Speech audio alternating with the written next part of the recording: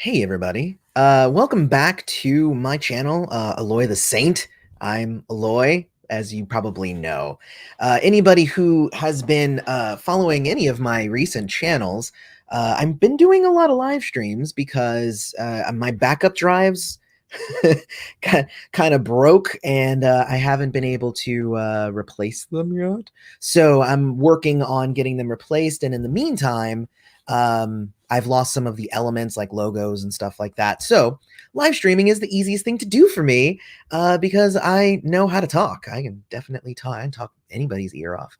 But anyway, thanks thanks for coming back to the channel. See, this is why I record beforehand before doing live streams. Anyway, today my plan was to just basically talk about what it is to do freelance RPG writing, but also I'm going to tell you the story of my very first gig that I was ever able to pick up. And maybe, you might be able to infer some lessons. Who knows? It might mean nothing. But I feel that freelance writing, it's definitely evolved from the time that, I got my first one. And anybody who has made it in the RPG industry, I would say the majority of them have done some freelance, and some of them have been wonderful and other ones have been not so wonderful. I have gone on to write for Onyx Path, and I always have a fun time working with them, except for that one time that my writing was completely lost and it didn't make the book. So there's that. They still paid me for it, which was nice because I did write it. But yeah, that didn't happen. And and then I've written for the Firefly RPG. That one was probably the best experience.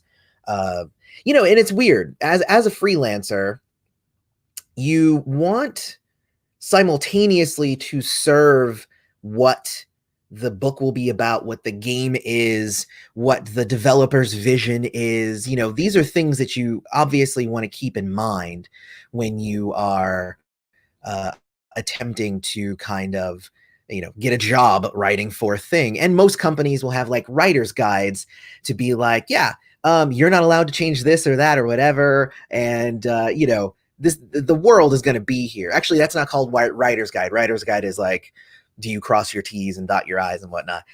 That's more the writer's Bible. Some games have a writer's Bible. Others, like my games, are just basically me saying, no, you can't do that. You can't change that thing in my game. Anyway, that's a whole other thing. But one thing that you want as a freelancer, and this might be interesting for people who are not freelancers but are rather developers. As a freelancer, you want to feel like you are adding to the world. You don't want to feel like you're just rehashing, old things that have already been written about or just putting into words what everybody already knows. You want to add something new. My best and my favorite freelance jobs have been ones where I feel as a freelancer, even though, I'm a paid, they pay me and I'm gone. I don't make the money. I'm not publishing it or whatever, but I have left my mark on that game, I guess for better or for worse. I would like to think it's all better in my case. I like the stuff I write, if nothing else. But you always want to feel like you've left your mark and that you have contributed to that game. And I feel with Firefly, I feel like I did that the most, I think. With Firefly, that was not my first gig. I'm going to get to that in a second, but I just want to share this. So on Firefly, one thing that my job on the first Firefly gig, I actually wrote for 3 of the books there. See, and that's also as a freelancer, the biggest compliment that you can get as a freelancer is if they hire you again. So for me, they hired me for one and they said, wow, that was really good, Eloy. Want to come write on another? Hey, that was really good too. Do you want to come write on another? And I was like, sold. I will write for you guys forever if you want. Plus, I love Firefly. But when I look at my work that I did on Firefly, I was hired to do my first one, I'm not going to talk about the second two, but my first one, it was a book on like antagonists, and it was from like small to big. It was like individual antagonists, then it was like rival gangs, and then it was like rival like huger like organizations, and then it was like, you know, the government and all of that. So it was like it was in stages, which I thought was really good. And I wrote mine. One of the things that I wanted to do for a rival gang was I wanted to expand on the world that was Firefly and not just, you know, make up a thing, you know. Both of two, I wrote up four gangs, if I recall, but two of them stand out a lot for me. My first one was, it was actually kind of a rival gang, but they were led by a doctor. And in the way that I wrote it, that doctor was Zoe's brother. And I wrote up like a whole background because we know nothing about Zoe's backgrounds, right? So I was like, okay, and I even asked, I was like, can I introduce family members of the original characters from Firefly, the TV show? Because I knew that like everything that we were writing for the RPG, I saw a lot of it got added to like the official like Firefly wikis and stuff like that. So I was like, I needed to know like what were my limits. So I was like, can I add a sibling or a family member? And they said, yeah, you can totally do that. Now I wrote it up as a brother, Zoe's brother. It ended up being Zoe's cousin in the final because I think maybe brother was too close. But I also felt like I had really added to the background of Zoe with that, you know. So because Zoe being one of my very favorite characters, I think she is my favorite character on Firefly. It was an honor to be able to be like, I wrote something that added to her background, you know, because I had like, she joined the war, her cousin was actually against war, he was anti-war, so he became a doctor, and like he even treated her at a time, all that stuff. It was really, really fun. The other one that I wrote up that I really liked was were the McCoys, and that one was fun because the way that I wrote it was that, you know, this is like hundreds and hundreds of years in the future, and I had it that the Hatfields and McCoys were still having their rivalry, but the McCoys did win in the very, very far future, which I thought was I thought it was fun. So anyway, I felt like I actually added to the world with those. Now, I actually talk a lot about my first like huge game gig that I got, which was for Kid World, and I wrote that with Vajra Enterprises. Me and Brian, we did that whole game from start to finish. And to this day, I thank Brian for allowing me to not just be a hired on writer, but I was a co-writer on that, and a co-author, meaning we made up everything from beginning to end. We structured the book. We figured out everything that was going to be going on in that game together, which is really something that helped me learn what it meant to create an RPG book, and led eventually to me trying it out on my own and starting Third Eye Games. So like, if it wasn't for that gig that I got with Brian St. Clair King of Vajra Enterprises, he's amazing. Go check out his games. Very, very detail oriented, very different than my games, but but also very good in their own way, different but good as well. So but that was not my very first gig though. My very first gig, I know I'm getting to it, I know it's like 9 minutes later and Eloy's finally getting to the point here. My very first gig was with a company called Paradigm Concepts, because they put out an open call for their game called Witch Hunter. Witch Hunter, The Invisible World. And they've since come out with like a second edition and everything. But this was for their first edition game, and they put out an open call where they said the game is out and they're looking for people to come in and help them write source books and like new material and stuff. So I was like, okay, I'm looking to branch out from just my White Wolf, at the time it was not Onyx Path, but White Wolf fanfic and fanzines and stuff that I was writing. So I was like, I kind of want to branch out and try and see what I can do to do this and possibly get paid for it. So let's do this. Like, I want to do this. Let's try this. So I sent in a thing, and I said, "Hey, um, I have never read your book. I am not familiar with it. Here are some writing samples. I can pretty much fit any mold that you need, and I'm a good writer, so there you go. Kind of bigging myself up. Gosh, it makes me really want. You know what? Actually, hold on. Let me see if I still have a stash. I believe that was a really old email. Um, like I think it was like a super old email account that I used. But you know what? I'm gonna see if I technically maybe have that still here. Let's see. Oh, I'm so curious now. Because I used to have an Excite email. And yeah, that was I used to have an Excite email. Let me see here. Uh well, I have notification that I purchased it. So there's that. That's relics, comments, wanted. Oh, I do have the email. Oh, this is awesome. So this is great. This is great. Oh, it looks like I don't have the initial email that I sent. Oh, well, that's disappointing. That's very disappointing, actually. So what it was, what they said that they wanted was for you to kind of send in some sample writing. So I was like, okay, I'm gonna send in, here's some relics that I wrote up, and I'm gonna send these in and see if it's something that they like. So yay. I'm like, definitely you can, I'm gonna definitely do that. So in the main, oh, I do have the whole thing. Yes, I know it is, I am a dinosaur, I know. But luckily this was it. So I wrote, this was my email. I wrote, to whom it may concern, I have just finished up writing a game with Vajra Enterprises, and I'm currently in final edits, which I was in, working with Vajra, but my first published gig, this was it. And I'm looking for another project after this one is done and may be interested in working for you.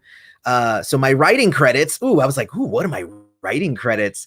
This is so awesome. My writing credits are, I just finished a game. Here, hold on. Just so you can I make this a thing so you guys can follow along? Hold on. It doesn't look like I can. Um, my writing credits is I have been the admin and editor for nocturnus.net, where you can find many examples of my writing.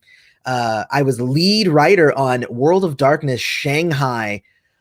Oh my lord. That's a callback right there. World of Darkness Shanghai.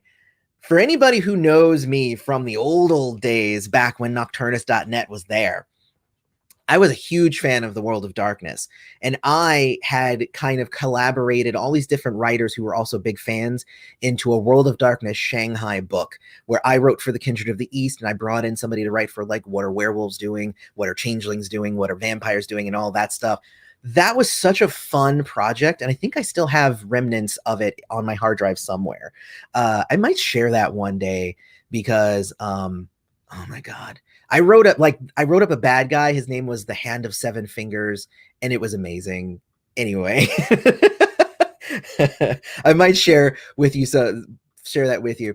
And I just co-authored Kid World, the fourth release from Vajra Enterprises, which is in final edit. Mechanics, while I'm not familiar with your exact mechanics, I read over some of it, and it looked fairly understandable. I am a systems person, which all of you know that I am, loving to come up with new and exciting ways to use a system. I am a quick read as well, so learning a system won't take very much time. And I received a thing that said, I received an email back. It didn't take long. Let me see. I sent it in on the 18th, so a couple of days went by and I got a response, which is, that's nice. Not everybody responds that fast. I know myself, I'm really slow on responding to stuff. So they said that they're looking for writers, especially who are looking to create a couple of new magical traditions. And the only concern is that you don't have a strong grasp on the rules yet. Or the setting. So, if you don't know what you're talking about and you don't know my game, why am I going to hire you? And I'm like, you know what? That's fair. That is completely fair. So my next email back, um, my next email back, what is it? Let's see. Basically, I was like, oh, so I just have to be, uh, I just have to know your game and your setting. Cool. So I went and I bought it, and then I spent the next night reading it, and then I sent him back an email and I said, hey, you're correct that I didn't know, but guess what? I just bought it and read it, and now I know. So hire me. Very presumptuous. I was very full of myself even back then. But no, so I was like, yeah, hire me. I mean, I got this, you know. And I think that that actually shows the level of like commitment that I was willing to go to. You know, I wasn't just somebody who was just like trying to get a job and I wasn't willing to put in the work. I think if I was immediately willing to go buy the book, read it, and absorb it and everything. And so he responds back and he says, okay, well, I'm still, I'm looking forward to seeing, if you can write up maybe a few relics so that I see, what your writing looks like in the context of this. So let me, if you can do that, that would be awesome. And then they also said, and this is probably the best thing that ever came out of this writing gig, is they said, I am going to CC Mr. Rush Lilivivat, who is and was one of the like line developers for Witch Hunter, and he was in charge of making sure everything like worked out and everything.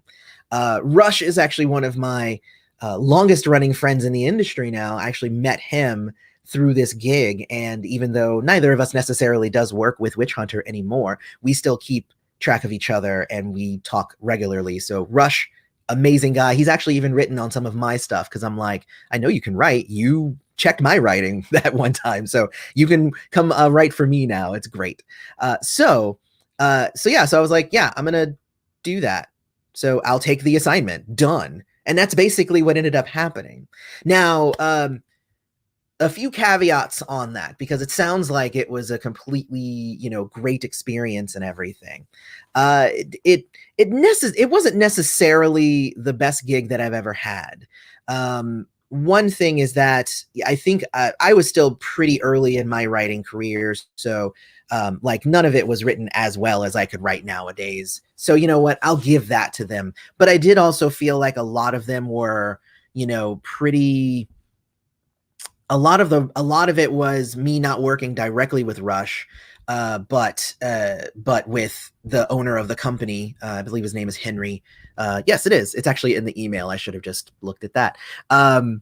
But yeah, so there's that, right? So me writing, I was like, here's some relics and stuff, and they're like, some of these were written by other people who we also hired to write relics. And that's the sort of thing like you don't want to have happen, is that you hire multiple people to write up in the same section, but you don't coordinate any of those. So like I remember I wrote up like 10 relics or something like that, and they were like, well, we couldn't even use 4 of them because somebody else wrote up things that had similar concepts, and then we just used theirs instead.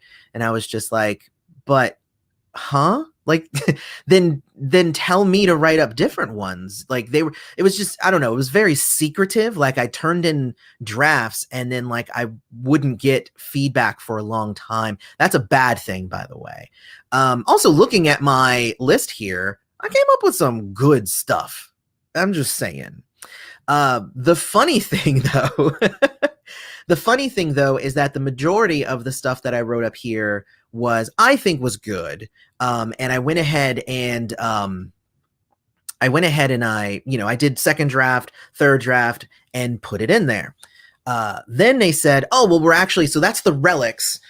Did you want to work on the new magical traditions? And I said, sure. So here's the magical traditions. And that one was a little bit more like, they were like, yeah, they kind of gave me a little bit of feedback, but it wasn't, too much. They were like, thank you for your hard work. Thanks, So I ended up writing basically 2 large sections. One which was a lot of relics for their game and their setting, the holy relics and magical things. And then the other side was I wrote some magical paths so that I could, be a part of like this larger book. So what ended up happening though And this was something that I didn't find out for years later, and uh, it bugs me a little bit still to this day. But it is what it is. It's these are things that you learn when you do freelancing, is you learn to get paid. Make sure you get paid. You should get paid for what you write. So what ended up happening, you get paid for what you write and not for what people use. So that's also a thing. If I contract somebody for 1,000 words and they turn in 1,000 words, but I can only use 800 of them, I pay them for 1,000 words. If I want to get my money's worth, then I will say, hey, these 200 words I can't use. Can you write something else? And then I will make them work for their money. But I will never accept a draft, change it on my end, but then only pay them what I end up using. That's like the height of rudeness. Pay people for what they write. So there's that. I'll get off of that for a bit here. But that is one thing that happened here, is I wrote up two pretty big sections. And I believe, and I think I would kind of need to go and check, but I got paid for writing the relics. And then they said, yeah, but we decided that we're not going to use the other things. We decided we're not going to use your traditions. That's going to be maybe in a later book later on or something like that. And I'm like, okay, I mean, I guess that's fine. It would be great to, get paid for all of that. But you know what? I'll take it on the chin. It is what it is. So I was like, yeah, I'll just fine. Pay me for that, and then I'm good. So what ended up happening, though, was that I forgot all about that writing that I had done. And then like years and years later, they came out with a book and it had some of my writing in it. And I was just like, that was a book that they said it was gonna, it might go over to this other book, but the publishing date for that has been suspended. And apparently it had been suspended for like almost a decade. But then they released the book finally, and it had some of my writing in it. And I'm even credited in the book. That's how I found out, is because they credited me for the writing. I don't remember ever getting paid for that writing. And they didn't like tell me like, hey, finally, we're going to use the writing that you did, or anything to that effect. Like, it was, I don't know, kind of disconcerting. It's bad business. And it's not saying like, damn this company and they should be brought to justice or whatever. But, it's just one of those things. Like, it's more just seeing it from the freelancer side, I think, makes me a little bit more sensitive to what it means when I hire people. And that's something that can be lost a lot of the time when somebody hasn't possibly freelanced for a while. Then they lose the empathy for that person and what it means to freelance for somebody, especially when somebody is very opinionated and very sure of what, the world and the setting and what they want and stuff. So what I end up doing most of the time is I am very, very clear on what I want from my freelancers. I will say, this is what I want, and this is the kind of thing that I need. I need this thing statted up. I need that thing written about. Let's add in something like this and something like that. And then I usually let them go. If I really don't have an idea about what I want, sometimes I'll say, I need a magical city. Go. At that point, then we can kind of do, some spitballing back and forth and figure out, fine tune and whatnot. But if I don't give any constraints, then I don't feel like I should penalize that freelancer because they couldn't read my mind. You know what I mean? Like, that doesn't make any sense to me. But yeah, hopefully that makes sense. The my first RPG gig with Paradigm Concepts for Witch Hunter, and I'm actually really proud of the stuff that I wrote for that, because I wrote up like bone crafting and like animism and stuff like that. Like, some of that stuff was really fun to write, and the system was kind of interesting. And I have nothing against the game itself. Witch Hunter is a pretty fun game. The writers and everything. Like I said, the main thing that I got out of that gig was some experience on what it was like to be a freelancer, and I grew and I learned like what kind of gigs I want to take and what kind of treatment I should expect, and how I should treat others in the future whenever I end up hiring people. But also, like on the flip side of that, I ended up walking away with a really, really good friend in Rush. And, he's pretty great. So even if that writing gig wasn't necessarily the best, and that's the funny thing, like it wasn't even bad. It just was like very chaotic, very disorganized, and very little communication. It's just weird. So, but I walked away with a good friend out of it. And that's sometimes you have to take the silver lining in a situation like that. So yeah, so that's pretty much the story of my first, freelance gig.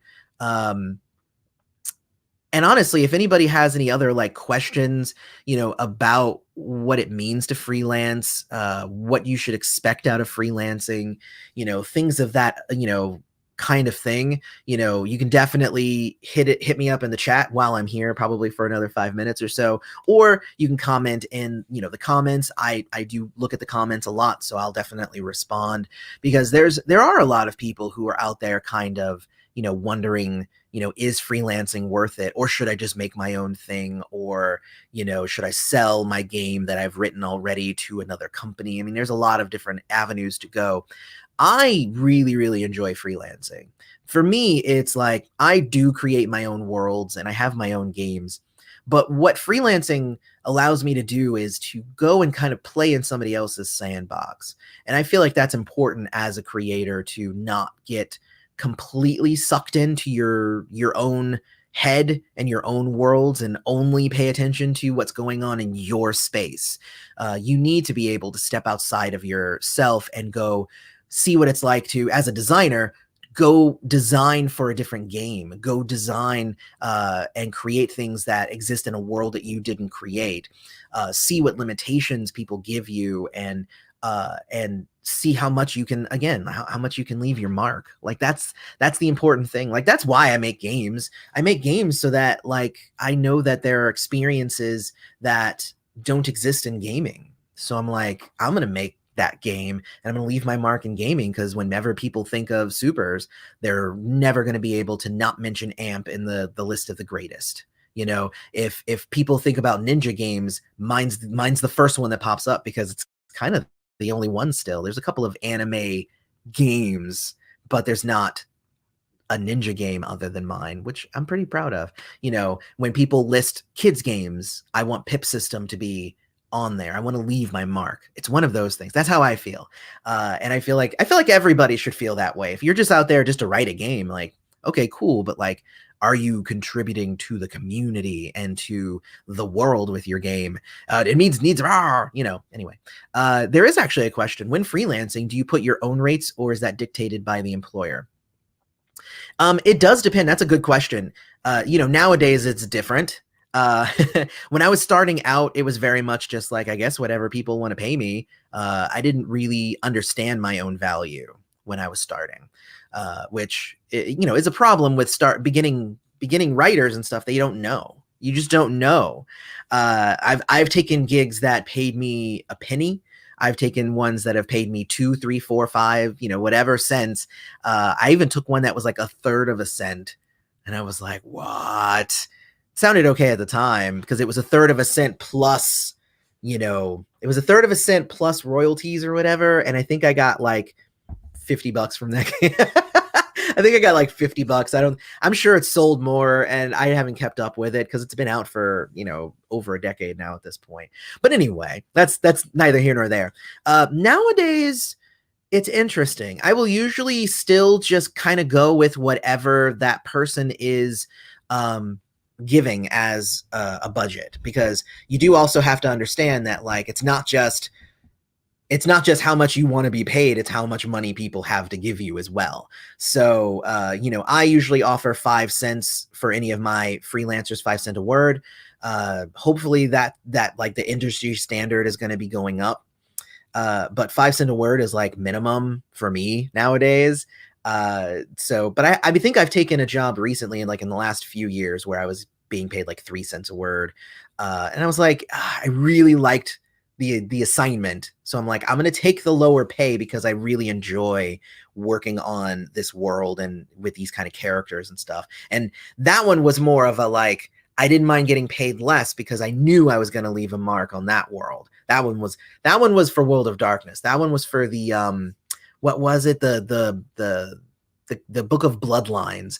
Ooh, that one was a fun book because they gave me the Bali, and I was like, you know what? For 3 cents a word, you're gonna let me write Bali? I'm on it. I'm gonna write you the best freaking Bali ever, and I did. I think I did. I thought that it was really, really good what I came up with, and like I've read some reviews, and a lot of the reviews say like the standouts are this one, and the Bali, which was a different take on the Bali, and we like that. And then, of course, there were other people who were like, that was the worst thing ever. But I'm going to pay attention to the ones who said that my contribution to the World of Darkness and to vampires specifically was a good one. So anyway, but I would say you do have to be mindful that, you know, people do have certain budgets, and I could just go to everybody and be like, well, I need to get paid 25 cents a word. And then I would probably never get hired because people don't have 25 cents a word in their budgets unless they have like an explosive Kickstarter. But then most of that's taken by Kickstarter and shipping and printing and all of that stuff. And, you know, budgeting for writers is weird. Budgeting for writers is weird. Writers should be being paid more. Like if you write like novels and stuff like that, you are getting paid like 25 to 50 cents a word. I wrote for something that was not an RPG, and I literally was paid, I think it was 60 cents a word. And those jobs are far and few between for an RPG writer. That was a hard one to land, and it was very much luck on my part. But you know, it was like 1,500 words at 60 cents a word, and I was just like, sold. Let's do this.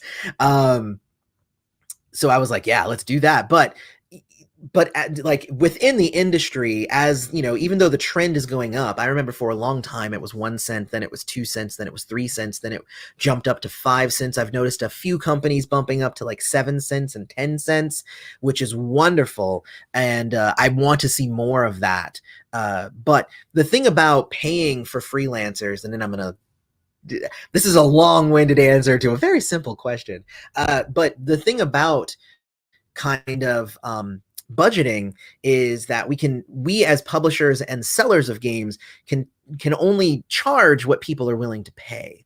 But it's kind of like the video games industry. Video games cost millions upon millions to make those games, and that price has not gone down. It is going up and up and up as people are making the games more complicated, hiring larger teams and all of that stuff, right? So like, but still, for like a long time, games sell at $60 for a AAA title. But like literally, that's why microtransactions and all that stuff have become a thing, because literally, if they sold the game for what it cost to make it so that they could actually make their money back, the games would cost somewhere like around 100, maybe 110 per game, like almost double, so that they could actually make money. Like every time a studio releases a game, it's 100% at a loss. It's at a loss. They're always selling it at a loss. And that's kind of what it's like in RPGs, because the printing and the shipping and the hiring people and all that stuff, we should be spending more on that, but we have to cut costs. And a lot of the time, those costs end up being cut with the writers, which sucks because the writers are almost the most important part. I would say almost the most important part, because art is also very important. But it's super important. And, you know, it stinks that writers aren't getting paid more, but it's going to end up taking like a whole industry shift and a community shift for the players and the gamers to be willing to pay more. And then you'll obviously have some unscrupulous companies that'll be like, well, I can sell it for more. Wonderful. I can pocket more of that money. But what it should be spent on is paying the writers more. That's my thought on it. But we're not going to see that change until the community is willing to pay more for a game, because there's so many people who are just like, this guy wants to sell me a $50 game. It's only 250 pages, full color, hardcover, and they want me to pay $50 for this. It's just like, yes, yes. It costs a lot to get that made. Anyway, that's neither here nor there. Indigo Dragon says, I like AMP and I'm still waiting for year 5. Me too. Luckily for you, I actually just finished up a really big project called O-Run for New Agenda, and I am working on getting more of the material ready for AMP Year 5 so that we can throw a Kickstarter for that pretty soon. So keep an eye out. AMP is coming, AMP Year 5. It's the finale book, and I have, oh my God, that's honestly the hardest part about writing it, is like I have to figure out fulfilling ways for all of these storylines that have twisted and turned over the time, over the other 4 years of the game. I need good endings, or good enough endings so that you can then take it and run with it in your own game. So it is coming though. Bill says, "Hey Eloy, have been delighted to work for you. Wishing you and Third Eye Games the best." Well, thank you. I appreciate that. You're pretty awesome, Bill. I like you as well. I need to hire you again. I'm going to hire you again because you came and commented. Thank you. And then thank you for the great answer. As a crafter, I struggle with pricing my own work, and it's interesting hearing from another field perspective. Well, thank you. I'm glad that I answered it probably in the most long-winded way ever. I believe I spent about 10 minutes answering that. But I also feel like that is a very important question when it comes to freelancing, is how do you price yourself? And sometimes you do, and sometimes you don't. I've been fortunate enough that I've created a name for myself, and at this point, I can actually have people come to me and say, hey, we're willing to pay you this much, and since you have a name, we feel like you are worth this much. And I'll be like, wow, that is more than I normally get paid, so yes. So feel free, anybody, to offer me lots more money than I usually charge. I will usually say yes, because I like money. I don't publish for, I publish for fun and all that stuff, but I also publish so I can pay my bills. So it is a thing. With that said,